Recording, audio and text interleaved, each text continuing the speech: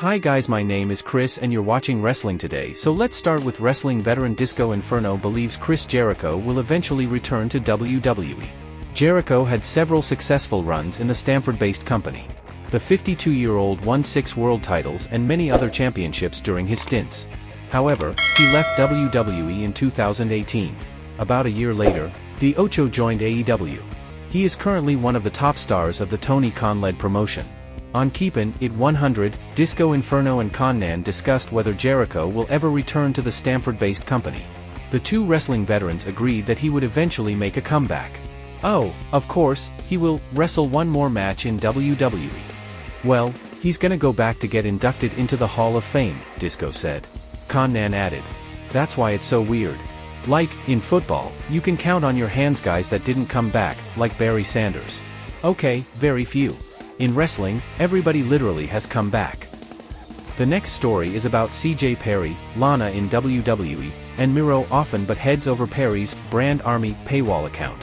While speaking during a new interview with House of Wrestling, the wife of Miro opined on compromising with her husband on certain content she posts, why they sometimes clash, and more. On her Brand Army site she said, "I am not on OnlyFans because my husband said I would get papers in the mail if I did it. This is the compromise. And also, I think, I can't say he likes it.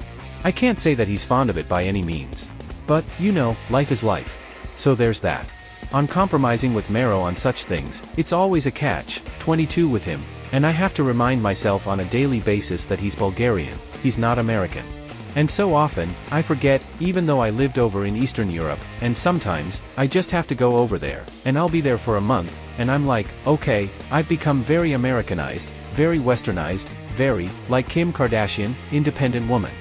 Which is, doesn't always translate to everything over there and Eastern Europe. I think a lot of our conflict has happened, has a lot of times, if I'm real, can be culturally a little bit too.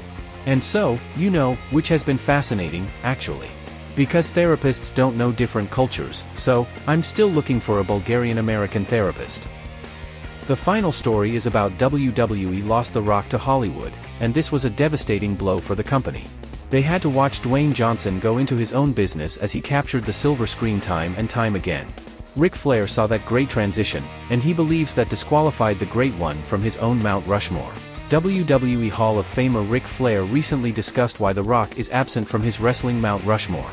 He believes that Dwayne Johnson's departure to Hollywood nixes the People's Champion's place on his own personal list of honored wrestlers. The Rock and Ric Flair are prominent figures in WWE history, boasting numerous championships.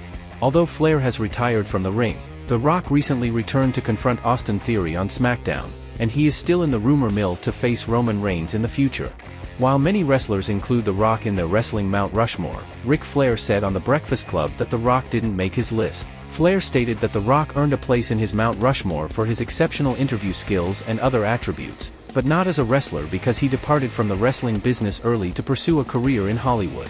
Rick said The Rock, would be except he didn't stay long enough. I think part of the Mount Rushmore is longevity. It's hard to be really good and Rock was great but he took off and he's on my Mount Rushmore for interview skills and everything else.